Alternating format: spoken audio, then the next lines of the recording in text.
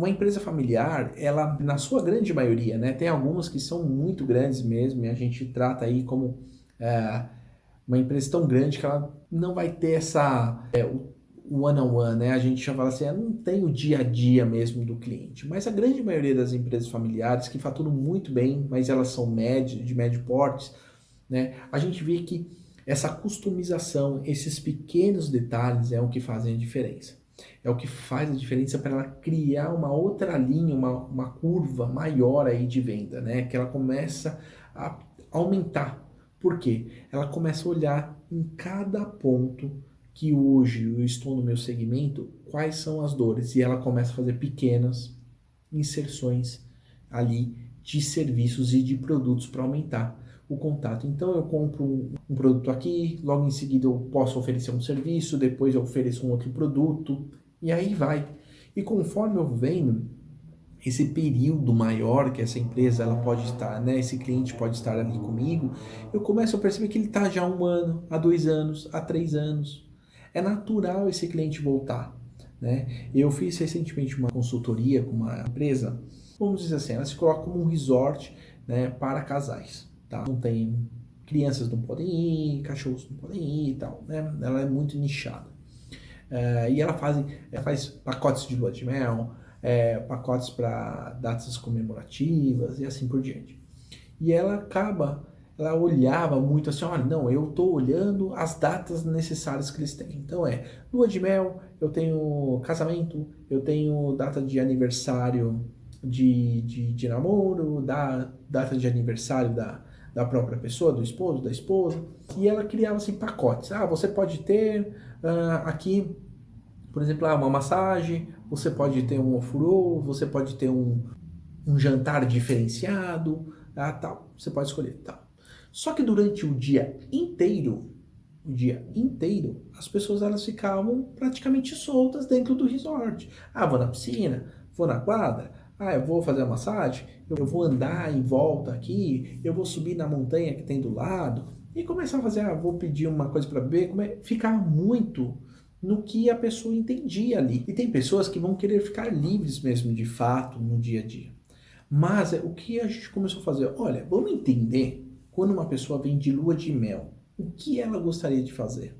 Quais são os momentos que ela gostaria de trazer? Vamos trazer um lado mais emocional, discussões que essas pessoas vão ter a partir daqui, né, daqui para frente, como que elas podem construir um relacionamento legal, bacana, né? Vamos trazer um pouco mais dos pontos de conflitos que elas podem ter, né, durante uma trajetória de casamento e trazer de uma forma positiva o como que elas deveriam se tratar, como que elas deveriam se olhar, como que elas deveriam trabalhar. Legal. Então a gente começou a pensar em que pontos, quando uma pessoa está muito tempo já casada, o que a gente pode trazer de serviços para ela. A gente começou a incorporar o quê?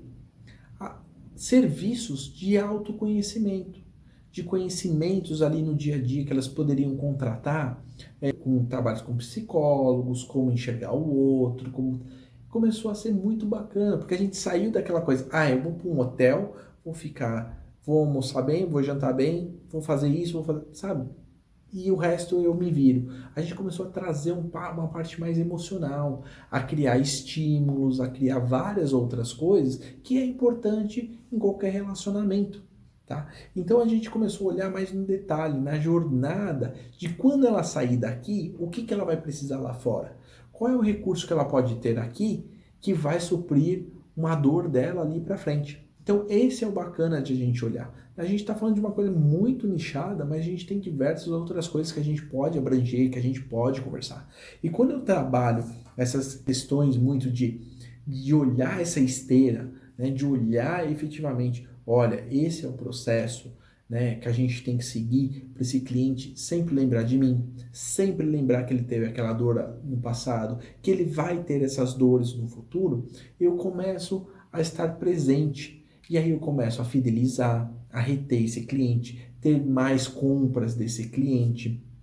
Eu aumento automaticamente o meu faturamento com menor custo, aumentando a minha lucratividade, né? Eu diminuo automaticamente a atração desses clientes, porque é muito importante, e muitas pessoas falam isso, mas a gente acha que não.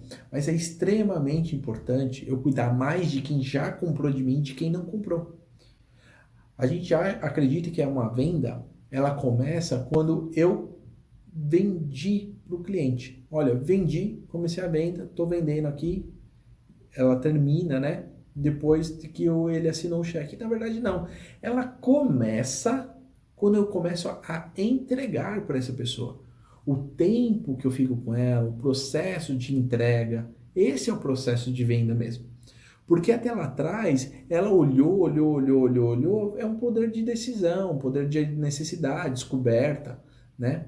Mas quando a gente olha efetivamente mais profundo, a venda é o quanto que ela tem de emoção com aquela entrega. É o quanto que ela tem de satisfação, o quanto que ela indicaria o seu serviço e o quanto que ela compraria de novo o seu serviço. Essa é a verdade, né? Porque muitos vendedores eles esquecem esse processo e muitas empresas familiares elas esquecem mais ainda. Elas acham que você tem que vender e ela esquece todo o processo para frente e a venda ela começa mesmo de fato a se materializar no processo de entrega. A gente trabalha um outro aspecto também, né? Nesse processo de manter na jornada, a gente começa a criar previsibilidade de receita. Um dos grandes problemas que eu tenho assim, iniciei o processo de venda. Legal. Quantas pessoas vão estar aptas para comprar de mim esse mês? Não sei, eu não conheço meu cliente, eu não sei nem se ele está tendo essa dor.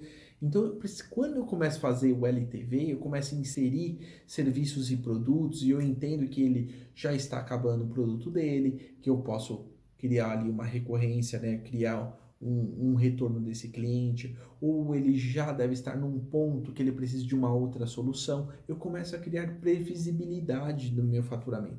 Eu começo a ter dinheiro dentro do caixa, né? Mais constante. Eu consigo criar projetos, eu consigo criar ações de melhorias, né? De sofisticação. Eu consigo falar, olha, provavelmente aqui nessa curva aqui eu vou ter aí um retorno de tantos clientes que provavelmente eu vou conseguir aqui fazer uma coisa diferente. Eu consigo prever, eu consigo trabalhar esses aspectos. Por isso que o mix, ele é importantíssimo para o nicho que você está trabalhando. É importante você olhar isso, é importante você entender que você precisa criar esse mix percebendo exatamente o que o seu cliente quer. E aí você vai começar a focar exatamente no que ele precisa, esquecer muitas coisas e trazer exatamente o que ele precisa. Você precisa criar um posicionamento, e isso é um dos benefícios que a gente fala, que é um posicionamento no mercado. Olha, eu vou buscar essa solução nele, porque daqui eles vão trazer do ponto A ao ponto B por completo. Então você viu que a gente falou no início, nós falamos exatamente disso. Qual é o posicionamento da empresa? A empresa culturalmente está aberta ou não está aberta em fazer? A gente tem que ter muito certo isso.